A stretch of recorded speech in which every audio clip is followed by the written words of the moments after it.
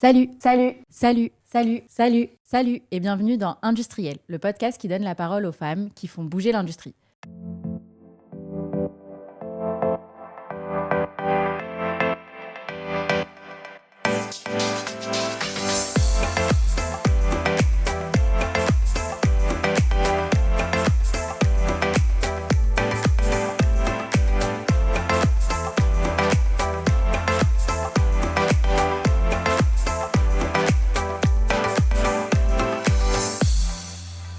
Bienvenue à Regard de Femmes, l'événement où les générations se rencontrent pour réinventer l'industrie. Donc pour clôturer la première saison du podcast Industriel, le podcast qui donne la parole aux femmes qui font bouger l'industrie, on sort du studio en dessous des combles de l'hôtel de l'industrie pour s'installer ici, dans la grande salle lumière, et enregistrer cet épisode tous ensemble. Donc action, à partir de maintenant, ça tourne. Donc, ce projet est porté par l'AFACTO, le collectif des jeunes engagés pour l'industrie, en soutien avec la Société d'encouragement pour l'industrie nationale et en partenariat avec Engie. Je remercie également donc, la French Fab qui soutient l'AFACTO depuis le premier jour. Et c'est parti. Donc, moi, c'est Julia Elbaz. J'ai cofondé l'AFACTO avec Titouan, Corentin, Manon, Zoé, Thomas et compagnie. Et j'ai fondé Kedma, donc mon cabinet et média spécialisé dans l'industrie. En 2 mots, je passe ma journée à réconcilier les jeunes, les moins jeunes, les femmes et les autres avec l'industrie. Et visiblement, vous êtes déjà convaincus puisque vous êtes ici ce matin. Donc ce matin, je ne suis pas seule puisque je suis à côté de 3 femmes qui bossent vraiment dans l'industrie. Et donc je vais les laisser se présenter par elles-mêmes. Donc on peut commencer par Maëlle. Donc vous connaissez soit l'histoire, soit la boîte à histoire. C'est parti. Donc, bonjour à tous, je suis Maëlle, cofondatrice de l'UNI. Nous, on propose des conteuses et baladeurs audio pour les enfants. Violette ? Alors moi, c'est Violette, j'ai 23 ans et j'ai participé à l'émission M6 Made in France. Ils inventent l'industrie de demain. Donc, je suis alternante en design, produit et packaging chez Ileance, une industrie de la plasturgie. Et bonjour, moi c'est Alice, donc j'ai 23 ans aussi et j'ai aussi fait l'émission Made in France. Moi, je suis alternante en qualité chez Endro Cosmétiques, donc c'est une boîte de cosmétiques qui est située en Bretagne. Génial. Donc peut-être, vu qu'aujourd'hui on a la chance d'avoir un public, avant de rentrer dans le vif du sujet, qui ici a déjà mis les pieds dans une usine ? Peut-être à main levée. Waouh. Donc finalement, c'est un milieu qui n'est pas si exotique pour tout le monde. Pourtant, on va voir aujourd'hui qu'on a tous une vision peut-être différente de l'industrie à travers les générations ou à travers ses expériences.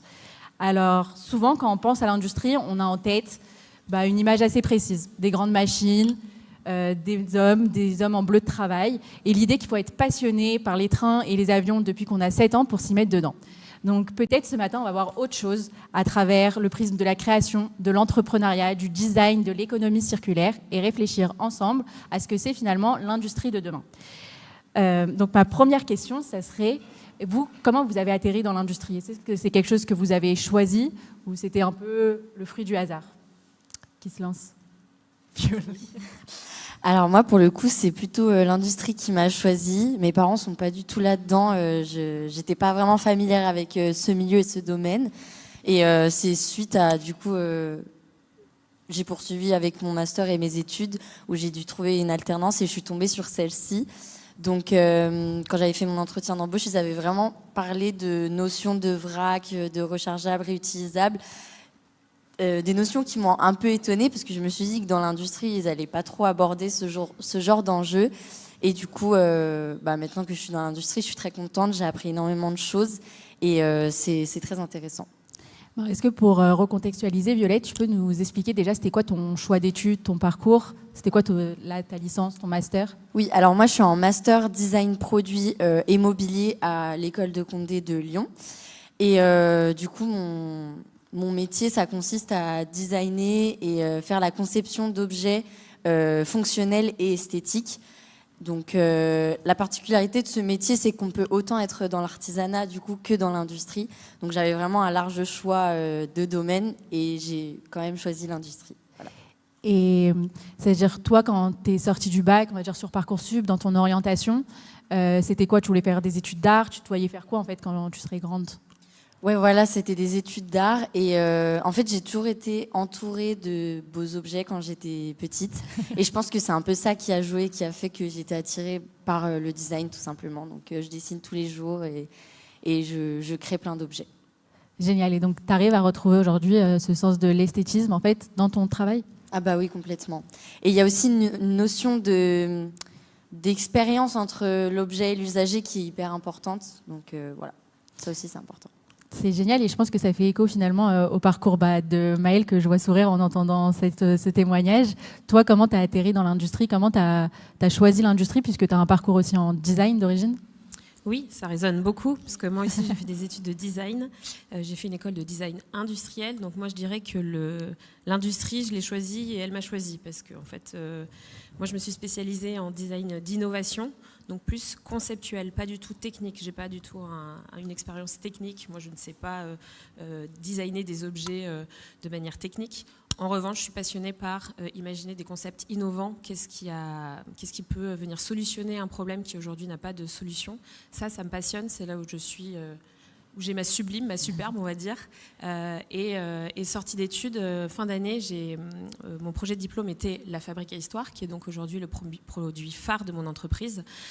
Et mon envie était de designer une alternative, de proposer aux familles une alternative aux écrans. Déjà en 2012, donc aujourd'hui on sait que c'est un vrai sujet, mais en 2012 on était un petit peu un ovni parce que justement c'était le boom du numérique et tout le monde sortait son application sur tablette, sur smartphone. Donc nous quand on est arrivé avec notre objet hardware, on nous a regardé, en fait vous êtes fous, personne ne fait ça aujourd'hui, mais en fait il y avait un vrai besoin qui n'était pas encore identifié et quand on a sorti le produit, les familles étaient complètement au rendez-vous parce qu'il y avait un vrai besoin. Donc voilà, moi mon métier aujourd'hui c'est d'identifier des problèmes qui n'ont pas encore de solution, qui peuvent vraiment améliorer la vie des gens et de proposer quelque chose qui puisse être fiable. Wow, génial. Alors maintenant, peut-être l'ovni finalement de cette bande aujourd'hui. Alice, toi, comment tu as atterri dans l'industrie? Et moi, l'industrie, je ne l'ai pas choisie au départ parce que quand je suis sortie du bac, je suis plus allée en sciences, j'ai fait une licence de biologie. Et en fait, pendant ma licence de biologie, moi j'ai fait ma licence à Guingamp, en Bretagne, du coup c'est à l'UCO. Et en fait, je faisais les portes ouvertes pour les gens qui venaient en biologie. Et dans ma fac, il y avait aussi de la cosmétique. Et en fait, en faisant la porte ouverte pour ceux qui voulaient aller en biologie, j'ai découvert la cosmétique. Et je me suis dit, mais en fait, après ma licence bio, j'ai envie de faire de la cosmétique. Et j'ai commencé à faire de la cosmétique parce que c'est quelque chose qui me passionne depuis quand même quelques années. Et je voulais découvrir comment les produits sont fabriqués. Et du coup, de fil en aiguille, j'ai fait une licence de cosmétique. Et là, je finis mon master. IAC, donc c'est en l'ingénierie des systèmes complexes. Donc globalement, c'est la qualité et la production en industrie. Et c'est pour ça que je suis arrivée. Je suis en alternance du coup. Et c'est génial, franchement, j'adore. Et toi, t'imaginais comment finalement le monde industriel avant d'arriver dans la cosméto? Moi, j'avais fait de l'intérim en usine. Et c'est vrai que sur le moment, j'avais pas trop adoré ça avant. C'est-à-dire de l'intérim en usine? J'étais sur les lignes et tout ça. Mais c'était hyper intéressant parce que c'est pas quelque chose qu'on voit toujours. Et en fait, au début, je me suis fait vraiment un monde en disant que l'industrie, c'est vraiment pas pour moi et tout ça. Mais en fait, j'ai adoré en fait, de changer d'usine, de changer d'entreprise. Il y a plein de postes possibles et inimaginables dans une entreprise et dans l'industrie. Donc franchement, c'était hyper agréable de découvrir ça. Est-ce que c'est quelque chose que tu aurais dit peut-être à tes parents en sortie de bac, je vais travailler dans l'industrie? Comment eux, ils auraient réagi si tu les avais prévenus que tu allais te lancer dans ça? Ouais, je pense qu'ils m'auraient soutenu parce qu'ils me soutiennent pour tout. Mais c'est vrai que c'était pas du tout quelque chose que je voulais faire. Après le bac, je me suis dit non, je me suis jamais dit je vais aller en qualité dans l'industrie cosmétique, pas du tout. Mais en fait, c'est génial. Franchement, on n'en parle pas assez. C'est pour ça que je suis là aussi parce que franchement, c'est un métier qui est incroyable. Donc c'est trop chouette. Trop bien. Donc, on vient de parler de comment vous en êtes arrivé là, mais moi, souvent, le souci que j'ai, c'est que quand je dois expliquer mon métier à mes copains, ils comprennent rien. Souvent, j'ai envie de leur dire, je crois que je suis comptable, et au moins, je plie le débat. Vous, comment vous expliquez ce que vous faites au quotidien à vos amis, par exemple? Peut-être la plus facile, ça serait Maëlle, je pense. J'y vais. Moi, j'ai un métier au quotidien aujourd'hui de dirigeante d'entreprise, donc il n'est pas si difficile à expliquer. Il faut bien coller les micros. Je le mets comme ça, est-ce que c'est mieux? Ouais. Super. Il faut coller au menton. Donc, mon métier de dirigeante, il n'est pas si difficile à expliquer. j'ai un quotidien qui est jamais le même, en fait, parce qu'on solutionne tous les problèmes qui arrivent au jour le jour, et en fait, il en arrive tous les jours. Donc, c'est ça mon métier aujourd'hui. Le métier, par contre, de l'industrie, cette part-là, moi, je suis à la base dans la conception, vraiment, c'est ce que je disais au début, donc au démarrage. Bien évidemment que je vais visiter les usines, bien évidemment que je fais attention aux partenaires qu'on sélectionne, mais c'est pas, j'ai la chance d'avoir une équipe merveilleuse qui gère ces sujets-là. Que des femmes, pratiquement que des femmes. On a un homme qui gère ces sujets et qui le font justement au quotidien, avec passion, avec leur expertise, que moi je pourrais absolument pas faire, comme la partie qualité par exemple. Très bien. Et toi, Violette, comment t'expliques ton métier à tes copains ? Alors moi, mon métier, il est un peu délicat. Déjà, à la base, que ce soit dans l'industrie ou pas, c'est pas forcément toujours compris le métier de designer produit. Les gens, ils pensent que je dessine juste, alors que ça va au-delà de ça. Il y a vraiment une première étape d'analyse où je vais vraiment faire de la prospection, qu'est-ce qui existe déjà, pourquoi ça existe, pour après voir ce que je peux apporter, ce que je peux innover dans le produit que je dois designer. Après, là, je me munis de mes crayons, je fais plein de dessins, etc.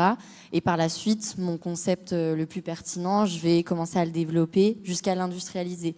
Donc, il y a vraiment, au-delà de ça, juste du dessin, vraiment beaucoup de recherche autour de l'usager, de l'usage, de la fonction, et aussi beaucoup de travail de forme qu'on veut attribuer à l'objet. Ouais. Voilà. Et donc toi, là, les objets, pour un peu mieux illustrer, les objets sur lesquels tu travailles, c'est des packaging pour quel type de produit ? Alors, Ilean, c'est une industrie de la plasturgie qui s'adresse à plusieurs marchés, donc alimentaire, cosmétique, entretien, chimie, etc. Mais quand ils m'ont recruté, c'était vraiment pour intervenir principalement en cosmétique et parfois un petit peu en alimentaire, etc. Donc, dans mon quotidien, je suis plus autour du coup de la cosmétique et on cherche vraiment à donner un nouveau sens au plastique et on travaille autour de la stratégie 3R. Donc, ça veut dire recycler, réutiliser et réduire. Le plastique, évidemment, parce qu'on sait l'image qu'a ce matériau de nos jours. Et du coup, voilà, c'est impossible que je crée un produit pour le jeter, en fait. Ce sera toujours pour le réutiliser, chercher des manières de le rendre rechargeable, etc. Donc finalement, tu n'es pas si éloignée, vu que tu es dans la cosméto, que Alice. Toi, comment t'expliquerais aujourd'hui ton job ? Pareil, c'est assez complexe, parce en tout cas, dans mon entreprise, en qualité, on fait plein de choses. Et globalement, je fais des missions quotidiennes. Donc, par exemple, je contrôle les produits, je m'assure que le produit que vous allez recevoir en tant que consommateur, il vous va, qui est nickel, quoi. Et de l'autre côté, on fait aussi des missions de fond, justement pour réduire aussi niveau écologie. Par exemple, moi, il y a une des choses qu'on a pu faire avec mon équipe de qualité, c'est qu'il y a des papiers glacine. Donc en gros, c'est des papiers de support d'étiquette. Et en fait, ça, c'est composé de 2 matières, donc on ne peut pas le recycler. Donc ce qu'on a fait, c'est on a contacté une autre entreprise qui s'appelle Soprema, je ne sais pas si j'ai le droit de le dire. Et en fait, ils récupèrent ces papiers glacine, donc nous, c'est nos déchets, mais eux, ils les transforment en matière première pour faire de l'isolant pour bâtiments. Du coup, en qualité, on fait des missions quotidiennes, mais on fait aussi des missions de fond pour essayer de faire une industrie plus propre. Génial. Est-ce que tu peux juste rappeler, toi, c'est quoi ton secteur ? C'est quoi les produits, par exemple, là, sur lesquels tu travailles là, au quotidien ? Du coup, moi, c'est Endro Cosmétiques. Et dans le secteur, on fait les produits qu'on fait. Ouais. On fait des déodorants solides, c'est la chose, le best-seller. Et sinon, on a toute une gamme de skincare avec des sérums, des crèmes. On a vraiment pas mal de choses et c'est vraiment une très bonne marque que j'utilise au quotidien, d'ailleurs. Et donc là, tu es en alternance, donc tu fais ton master en cosméto en même temps. C'est quoi les choses que tu as appris là en usine, dans l'industrie, en production, que t'as pas forcément, que tu t'imaginais pas quand tu étais sur les bancs de la fac ? Déjà, dans mon entreprise aussi, on est presque que des femmes. Bon, il y a quand même quelques hommes, mais on est quand même beaucoup de femmes. Et ça, c'était hyper intéressant parce que dans les autres expériences que j'avais eues, il y avait beaucoup d'hommes. Et je trouvais ça intéressant d'avoir plus de femmes. Et surtout, en fait, je ne m'attendais pas à toutes les choses qu'il y a derrière un produit cosmétique qu'on achète au supermarché ou qu'on achète en pharmacie. C'est vraiment tout un monde. J'ai découvert il y a les fournisseurs, il faut les matières premières, les articles de conditionnement, les packaging. Il faut faire toute la fabrication, conditionner, avoir la réglementation qui va avec. Et voilà, c'était assez impressionnant. Oui, je suis d'accord. Ce qu'on voit pas assez dans l'industrie, ce dont on parle pas assez, c'est à quel point mais n'importe quel objet à fabriquer est d'une complexité dans toutes les étapes pour arriver à la fin sur une étagère pour vendre. Moi, ça me fascine. C'est-à-dire, toi, quand tu as commencé à produire ta boîte à histoire, c'est quoi le composant ou la chose qui t'a le fait un peu, pas le plus halluciner, mais qui t'a le plus surprise?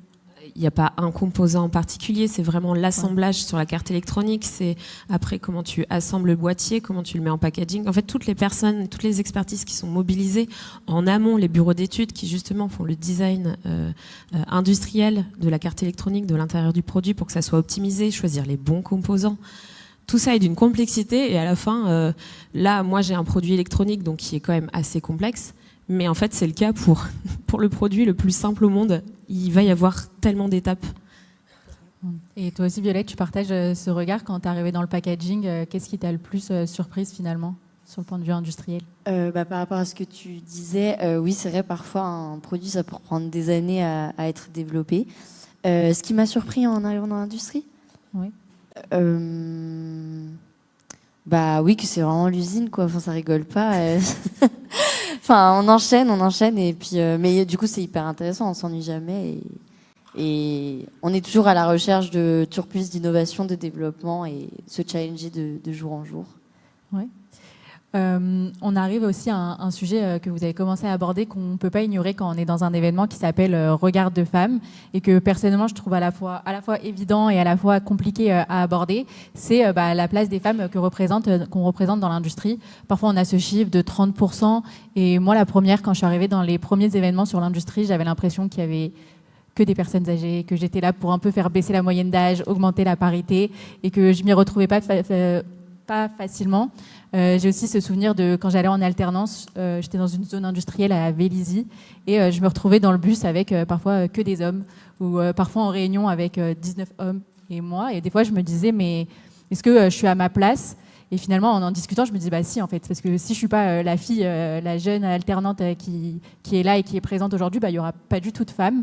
Vous, comment vous avez un peu intégré, là, vous avez l'impression que vous avez un peu plus de chance, qu'il y a un peu plus de femmes dans vos équipes. Pour vous, est-ce que c'est un vrai débat ou finalement aujourd'hui c'est obsolète et il y a de plus en plus de femmes?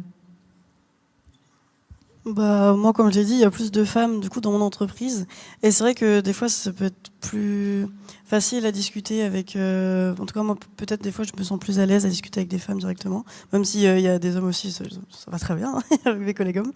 Mais c'est vrai que c'est dans d'autres entreprises que j'ai pu faire, il n'y avait pas forcément autant de femmes. Et c'est vrai que, comme toi, je me suis un peu sentie en me disant, mais qu'est-ce que je fais là et tout ça.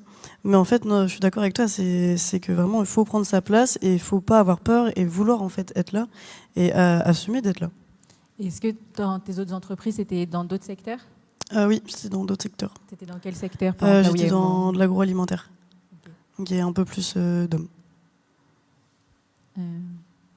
Oui, moi, de ce que j'ai pu observer, ça dépend vraiment des secteurs et puis ça dépend aussi des endroits. C'est-à-dire qu'en entreprise, il y a plus de femmes, mais par exemple, sur les sites industriels, c'est majoritairement des hommes. Alors, il y a quelques femmes sur les chaînes de production, mais par exemple, sur les postes à responsabilité, moi, dans les usines avec lesquelles je travaille, c'est que des mecs. Et il faut une posture, je suis d'accord, mais en fait, ce qui est assez déplorable, c'est à quel endroit on est dans la discussion.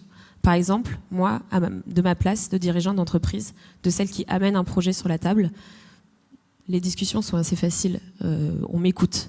Mais parfois, par exemple, je vais donner là où je connais pour mes équipes, on est quand même sur des discussions de négociation qui peuvent être très dures, donc il faut mettre le point sur la table, et en fait, quand on est une femme, faut taper plus fort, faut lever la voix plus fort, et ça, c'est pas normal.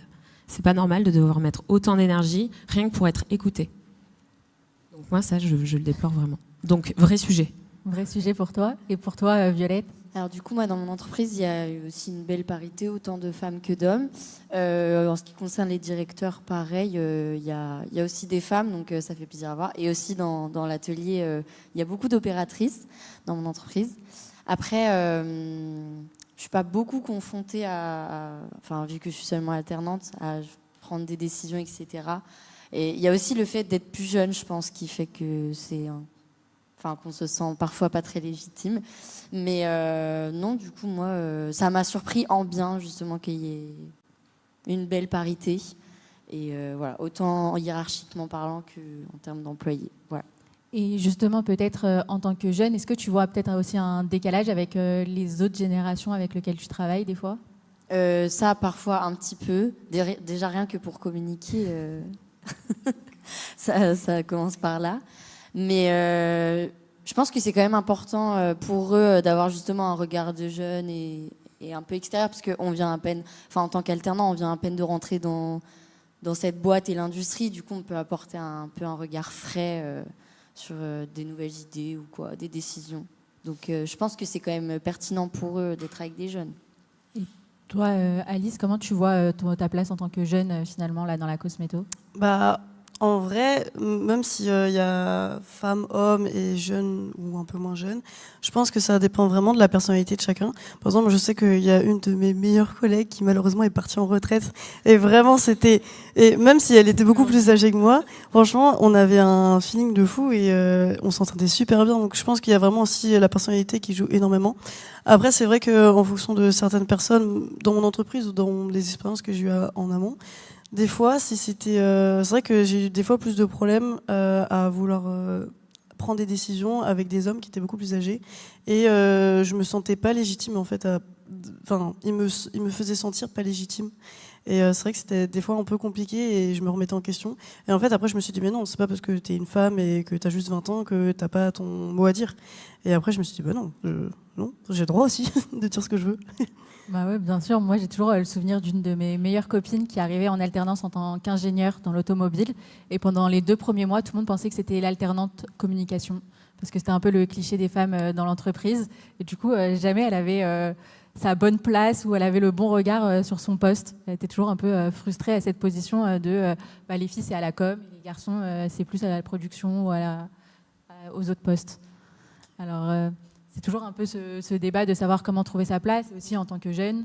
Moi aussi, j'ai été alternante et c'est souvent dur au début, je pense, parce que c'est aussi nos premiers pas dans des postes pas à responsabilité, mais dans la vraie entreprise, pas en job d'été. Mais finalement, c'est aussi une période qui est très formatrice. Moi, en tout cas, j'en garde un très bon souvenir.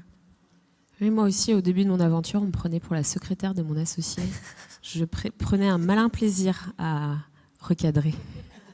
Ça va toujours être dur. Alors, donc là, on arrive à terme de la première partie. On vient d'entendre, vous, ce que vous vivez de l'intérieur en tant que femme, en tant que jeune dans l'industrie. Maintenant, on va aller chercher d'autres regards. Et donc, on a demandé à 3 femmes de partager donc, leur regard sur l'industrie. Donc, 3 femmes que j'adore. À chacune, on leur a posé donc, une question, une réponse. Et après chacune de ces questions, donc, je vais vous demander votre réaction. Donc pour cette première capsule, on va interroger donc Anaïs, qui est géographe et qui est spécialisée des questions industrielles et qui est supportrice de la Facto depuis son premier jour. D'ailleurs, elle m'avait même aidée pour mon mémoire de fin d'études à l'époque. Et elle nous parle aujourd'hui de son déclic et de ce moment où finalement tout a basculé pour elle dans l'industrie. Donc c'est parti. Mon déclic avec l'industrie, il s'est fait dans une usine. Je me souviens très bien de ce moment parce que je connaissais pas encore très bien l'industrie et je me suis retrouvée sur un site industriel entouré de machines, de bruit, de chaleur, de plein d'inconnus pour quelqu'un qui venait de découvrir pour la première fois une usine. Et je me suis rendu compte qu'au-delà de cet environnement, j'étais surtout entourée de personnes qui savaient exactement ce qu'elles faisaient et ce qu'elles avaient à faire dans cet environnement. Et ça a été une bascule parce que finalement, j'ai réalisé que l'industrie, ce n'était pas juste un secteur économique, c'était une organisation extrêmement fine du réel où tout était précis et mesuré, millimétré. C'est une manière de transformer la matière, l'énergie, le temps en quelque chose d'utile et surtout en produits qu'on va retrouver dans notre quotidien.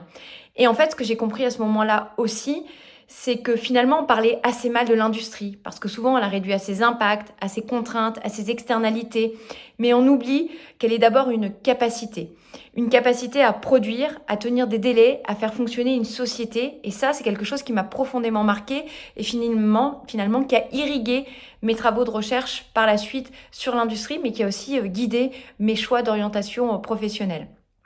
Et je ne regarde plus finalement l'industrie uniquement à travers des objectifs, qu'ils soient climatiques, économiques ou politiques. Je la regarde finalement comme un système vivant avec des contraintes physiques, des temporalités, des équilibres à trouver entre les différents objectifs qu'on poursuit. Et surtout, je suis devenue attentive à une chose, c'est la cohérence. Parce que finalement, le vrai sujet aujourd'hui, c'est de ne pas savoir ce qu'on doit faire en théorie, c'est de savoir si ce qu'on demande à l'industrie est réellement faisable dans le monde réel. Et je crois que mon déclic, au fond, c'est celui-là, comprendre que l'industrie n'est pas un problème à corriger, comme certains aimeraient le voir, mais une condition organisée pour notre société, pour assurer la soutenabilité de notre société et surtout pour garder notre capacité à agir, à préserver notre liberté dans un monde géopolitique et économique extrêmement contraint et complexe. Donc là, on vient d'entendre le témoignage de Anaïs. Moi, c'est vrai que ça fait un peu écho à mon parcours parce que bon, l'industrie, je l'ai découvert en alternance, mais je l'ai aussi beaucoup plus approfondi par la suite dans mon mémoire de fin d'études. J'avais fait un mémoire sur les liens entre Industrie 4.0 et relocalisation des chaînes de production, blablabla. Et en fait, ça m'a vraiment marqué parce que ce que j'étudiais, et ça fait lien avec les travaux de recherche de Anaïs, c'était comment quand on replace en fait une usine sur un territoire, sur une région, tout l'impact que ça peut avoir au bout jusqu'à même la création de nouvelles écoles, la création de nouvelles formations, la création d'emplois, l'attractivité des territoires. Et moi, c'est vraiment ça qui m'a fait déclic de me dire, waouh, en fait, réindustrialiser, relocaliser des chaînes de production, ça a un vrai impact qui n'est pas que à l'échelle du produit, qui n'est pas que à l'échelle d'une entreprise, mais qui est beaucoup plus global. Moi, finalement, c'était ça un peu mon déclic. Et je voulais savoir, vous, c'était quoi votre retour par rapport à l'expérience d'Anaïs? Moi, je sais que l'autre fois, j'ai vraiment eu un déclic aussi. Mais j'étais dans un supermarché et je sais pas, je regardais dans le vide un peu et je me suis rendu compte qu'il y avait tellement de produits dans un supermarché. Il y a de la cosmétique, de l'agroalimentaire, il y a de l'hygiène, il y a tellement de choses. Et en fait, je me suis dit qu'il y avait plein d'industries, il y avait autant d'industries que de produits. Et je me suis dit, mais il y a tellement de personnes qui travaillent dans l'industrie alors que je ne connaissais pas ça avant. Et vraiment, j'ai trouvé ça hyper intéressant. Et vraiment, pour moi, l'industrie, c'est vital parce que on peut pas nourrir les gens, on peut pas les soigner. Pour moi, l'industrie, c'est pour ça aussi, faut vraiment en faire la promotion parce que on a vraiment cette image qui est assez négative de loin, alors que c'est pas du tout le cas. Et c'est vrai que c'est grand, quoi. C'est très grand. Ouais, génial. Et par exemple, là, on fait l'écho par exemple au supermarché. Toi aussi, Violette, tu dois te dire ça quand tu vois des packagings de partout maintenant. Ouais, c'est ça. Pareil, je me suis fait aussi ce genre de remarque il y a pas longtemps parce que petit à petit, au fil de mon métier, en fait, je découvre tous les jours des nouveaux laboratoires, des nouveaux fabricants, des nouvelles marques, qui soient françaises ou pas, parce que parfois on s'adresse à l'international, et je me dis mais c'est pas possible, de tous les jours découvrir des nouvelles marques. Pareil, je me dis qu'il y a un nombre incalculable quoi d'entreprises, et c'est impressionnant parce que du coup c'est sûr, ça fait beaucoup de production. Après c'est sûr, demain s'il n'y a plus l'industrie, on peut pas vivre sans. Donc c'est pour ça que c'est important de savoir bien gérer son métier pour le monde de demain et être soucieux de ce détail-là, en fait. Trop bien. Et toi, Maëlle, c'est quoi un peu ton déclic dans l'industrie ? Il y en a plusieurs, en fait. Il y en a régulièrement parce que comme c'est un métier que je ne connais pas, j'apprends un peu tous les jours. Ma boussole, c'est comment être le plus responsable. Et bien évidemment qu'on essaye des choses. Parfois, on se trompe ou parfois, on se dit « Ah, effectivement, là, c'était une manière d'eux, mais en fait, il y a peut-être d'autres manières. » Par exemple, le fait de réindustrialiser notre produit qui, au début, était fabriqué en Chine, en France, a été un choix éthique parce qu'on a une entreprise qui a une identité responsable depuis le début, mais au démarrage, on ne pouvait pas fabriquer en Chine pour des raisons de coût et de volume évidents. C'est ce qu'on a fait donc en 2020. On en est très fiers, mais on voit que il y a effectivement l'impact que tu peux avoir sur un territoire. Il y a le fait de produire localement qui réduit l'impact, par exemple, carbone du produit, mais en fait, pas que. Donc, on continue à apprendre et pour moi, l'industrie, elle doit aussi continuer à évoluer et à se réinventer. C'est difficile parce qu'en fait, ce sont des systèmes qui sont bien ancrés, complexes, des machines qui doivent durer pendant des années et donc du coup, dans un monde qui se transforme très très vite, faire bouger une industrie qui a besoin de temps pour créer certains systèmes, très complexe et qui fonctionne très bien, je suis d'accord avec son témoignage, parfois il y a un petit décalage. Par exemple, aujourd'hui, s'intéresser à l'économie circulaire, pour moi, il faut qu'il y ait des projets comme l'UNI, mais comme plein d'autres, qui montrent le chemin à l'économie, à l'industrie, pour dire, OK, nous, comment on bouge en même temps que cette problématique-là, qui est hyper importante pour que le monde évolue. Et c'est pas évident, parce qu'en fait, ça vient toucher à des manières de fonctionner tellement ancrées que je cherche encore à comment dialoguer, justement, avec mes partenaires industriels sur ces sujets-là. Et toi, à plus forte raison, là, en tant que chef d'entreprise, en ayant créé ton projet, tu te rends compte aussi de l'impact d'avoir relocalisé ta chaîne de production ou d'avoir créé un projet en termes, tu recrutes des personnes, tu as un impact aussi sur le recyclage au sein de l'économie circulaire? C'est encore trop tôt pour le mesurer. Donc, on a pu voir aussi l'impact qu'on peut quand on a réindustrialisé en France. Mais pareil, c'est assez difficile à suivre. Donc, on cherche, on tâtonne, on fait des bilans, etc. Je pense qu'on n'a pas la réponse idéale et on apprend. Sur l'économie circulaire, on a mis en place certaines choses. Donc, par exemple, on peut remplacer son produit pour changer de gamme de produits gratuitement. On peut nous le retourner. On est au démarrage de nos tests. Moi, je pense que c'est la bonne direction. Mais si ça se trouve, dans 5 ans, on me dira, ce ne sera pas du tout ça et ce sera un autre système. Donc on cherche et j'espère qu'on est sur la bonne voie. Trop bien. Maintenant, on va passer à une deuxième capsule donc de Elina Bernet, que Violette et Alice ont partagé l'écran avec sur M6 dans l'émission Made in France. Donc Elina, elle est dessinatrice au sein de MGA MedTech, donc dans tout ce qui est appareils médicaux et dispositifs médicaux. Et elle va nous parler de l'expérience qui l'a la plus transformée. Bonjour à tous, je m'appelle Elina Bernet, j'ai 21 ans et je suis alternante en mécanique chez MGA MedTech. Il faut savoir que je suis en alternance depuis 2 ans, c'est-à-dire que j'ai une toute jeune expérience dans l'industrie, même ma première expérience dans l'industrie. Donc l'expérience qui m'a le plus transformée, ou en tout cas celle qui a transformé la vision que j'avais de l'industrie, c'est lorsque j'ai compris que l'industrie c'est avant tout une aventure humaine. Un monde où il y a des personnes avec énormément de compétences qui vont se combiner et qui vont tout faire pour trouver une solution. Et il faut savoir que dans mon cas, l'expérience personnelle que j'ai eue, c'est lorsque j'ai eu les responsabilités dans un projet d'envergure. C'est là que j'ai compris que même si j'étais alternante, je pouvais mettre ma pierre à l'édifice dans ce secteur et c'est extrêmement valorisant. Et c'est ce qui donne encore une fois cette envie de renouveler, de encore plus faire d'efforts pour trouver la meilleure des solutions. Alors ça, c'est peut-être un témoignage qui va plus parler donc à Alice et Violette, surtout déjà que Elina, vous avez partagé l'émission avec elle, mais aussi votre parcours en tant qu'alternante. Vous avez dû faire peut-être plein de rencontres, des personnes aussi qui vous ont inspiré. Qu'est-ce que vous tirez, vous, de votre expérience? Par rapport à ce qu'a dit Elina, oui. Je trouve que je la rejoins totalement. Le travail dans l'industrie, c'est un vrai travail d'équipe et on est en constante collaboration avec les différents services. Enfin, moi, c'est impossible que je puisse développer un produit sans discuter avec le pôle marketing ou le pôle du bureau d'études. Donc, et comme elle l'a dit, en fait, on peut toujours ajouter notre petite pierre, même en tant que jeune, profil junior, entre guillemets, et jeune alternante dans l'industrie.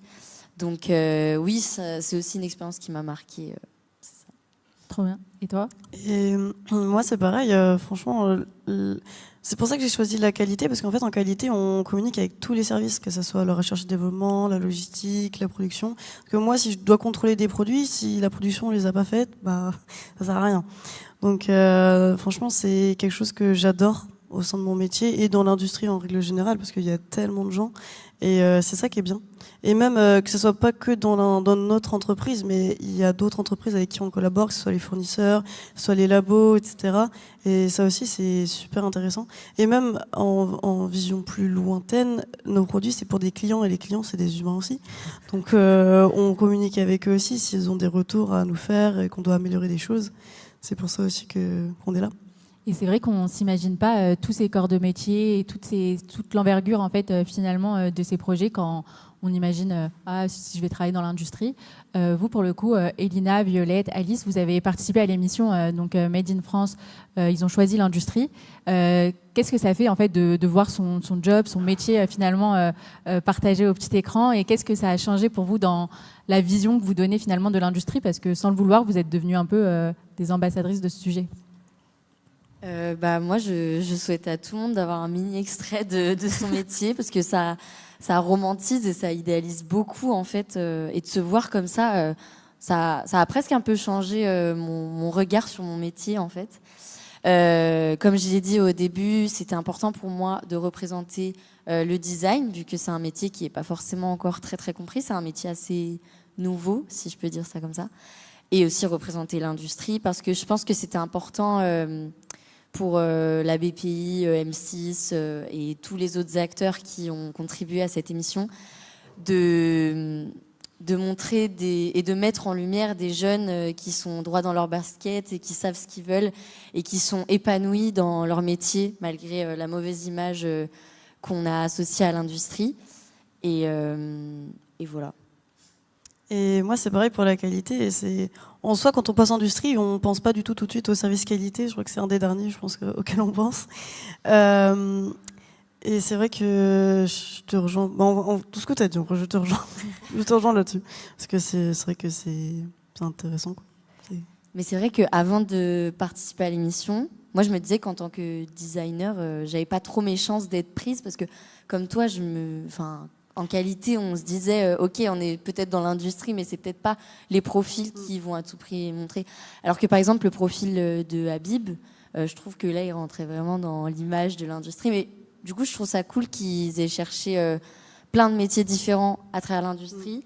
Et par exemple, le profil de Dorian aussi, je trouvais ça cool parce que, son épisode et le mien, c'est vraiment des épisodes où on montre qu'il y a aussi de la créativité en fait à travers l'industrie, et c'est pas juste des produits à la chaîne. Donc voilà, on peut s'éclater aussi grâce à la créativité. Et je voudrais juste dire que du coup, Dorian, il est dans tout ce qui est vêtements, textiles, et que Habib, il est plus dans le ciment. Voilà, juste pour dire le contexte. Donc vous ne vivez pas tous finalement dans la même industrie. Et après, même Maëlle, toi, tu as un autre regard finalement de l'industrie avec ta vision plus produit. Et donc vous évaluez, en fait, vous n'avez pas l'impression un peu tous d'évoluer dans des mondes différents. Là, quand tu les entends, Maëlle, tu te dis, est-ce que toi, tu es dans l'industrie finalement? Oui, moi je sais que je suis dans l'industrie, par contre, effectivement, mais c'est comme le design, c'est comme l'ingénierie. En fait, il y a un panel, un spectre très très large, et une industrie ne ressemble pas à une autre. Après, dans les étapes quand même, de conception jusqu'à la mise en packaging, la mise en rayon, on s'y retrouve. Mais par contre, les expertises sont pas les mêmes dans le quotidien. Trop bien. Et est-ce que là, après votre passage à l'émission, il y a des personnes, par exemple, je sais pas, vos amis, vos camarades de promotion qui se disent « Ah, mais en fait, c'est ça ton métier ?» Quand on revient un peu à nos questions du début de l'épisode. Oui, déjà mes frères, la preuve que les gens avaient vraiment du mal à comprendre ce que je faisais. Non, mais c'est vraiment cool parce que maintenant j'ai même plus besoin d'expliquer, je leur montre l'extrait et basta. Mais moi c'est totalement pareil, mais moi c'est même mes parents j'avais du mal à leur expliquer ce que je faisais, et même avec l'émission, ça m'a permis aussi de conscientiser et d'écrire ce que je faisais exactement, parce que même si on fait des dossiers pour l'école, etc., de le voir, comme tu l'as dit, romantiser notre métier, c'était hyper chouette, et même ça m'a appris, et je suis d'accord avec toi, ça m'a un peu changé l'idée que je me faisais de la qualité, ça s'est encore renforcé en positif. Et c'est vrai que du coup, moi aussi, mes amis, du coup, je suis là, tu peux aller voir sur M6. C'est assez pratique sur ça. Alors maintenant, on va faire un petit bond dans le futur, et pour comprendre encore plus de métiers et d'entreprises dans l'industrie. Donc on va écouter le témoignage de Julie Voyer, qui est la directrice du grand salon Global Industrie. Et donc on lui a posé la question de si elle devait changer une chose dans l'industrie, qu'est-ce que ce serait? Bonjour à tous. Je suis vraiment désolée de ne pas pouvoir être avec vous aujourd'hui. Mais vous le savez, on est à moins de 6 jours de Global Industrie, donc l'intensité est au rendez-vous.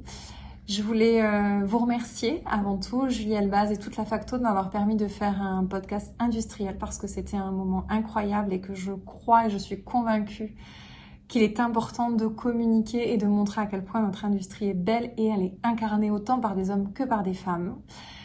Si jamais je devais changer quelque chose dans l'industrie, c'est une réponse très difficile à faire parce qu'en effet, il y a plein de choses que je voudrais qu'on continue, qu'on accentue, qu'on développe. Mais si on doit parler d'une problématique prégnante aujourd'hui des industriels, on parle beaucoup d'emploi, d'attractivité, de désirabilité de l'industrie, de comment attirer cette jeunesse. Donc je pense que je mettrai la priorité sur cet accent-là. Montrer que l'industrie est une voie d'avenir, montrer que l'industrie est partout dans notre quotidien, accentuer toutes les actions qui sont mises en place. Et par rapport à ça, pour faire changer le regard, ce serait aussi mobiliser les acteurs.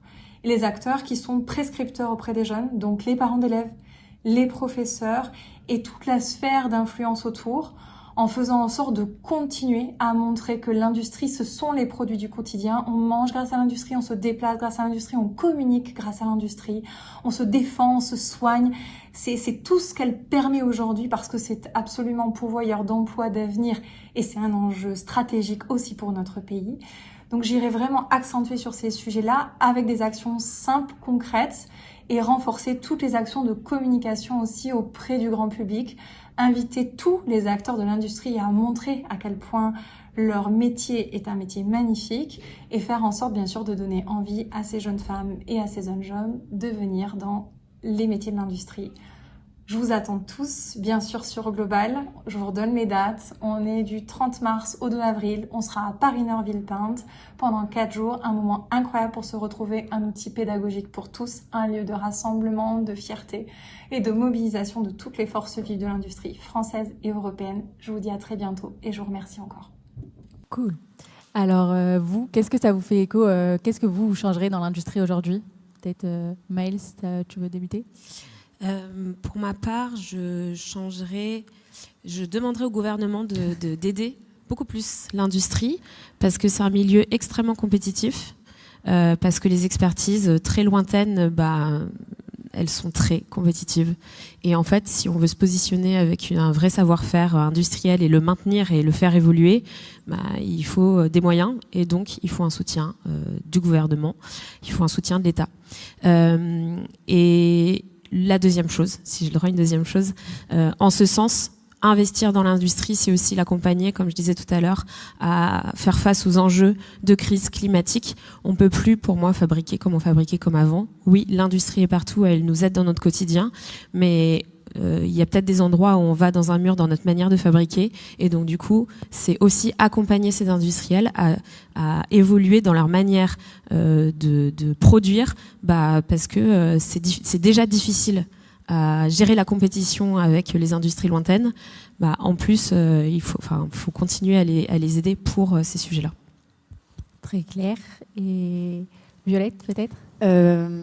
C'est déjà un peu le cas parce que avec les missions, avec la French Fab, avec l'industrie, etc., ils cherchent à promouvoir l'industrie auprès des jeunes, mais je pense que c'est encore pas assez. Bon, on n'est qu'au début, mais vraiment, je pense que de toucher la cible des jeunes et des employés de demain, c'est important de promouvoir l'industrie parce que c'est un peu eux l'avenir. Donc, je pense que c'est la première cible à vraiment mettre dans le bain et montrer tous les points positifs de l'industrie. Et moi, je rejoins Julie, je te rejoins toi aussi. C'est que l'aspect transition écologique est aussi très important parce que si on veut avoir un futur qui soit correct, il faut qu'on fasse dès maintenant attention.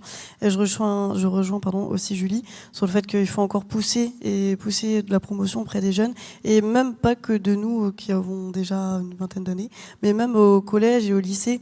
Moi, j'aurais trop voulu aller visiter. L'autre fois, la semaine dernière, j'ai eu la chance avec ma fac d'aller visiter une autre entreprise cosmétique, une très grande entreprise qui s'appelle Yves Rocher. Et même si je suis dans le métier de la cosmétique, j'ai encore été ébahie de tous les progrès et toutes les choses qu'on peut découvrir dans chaque industrie et chaque entreprise.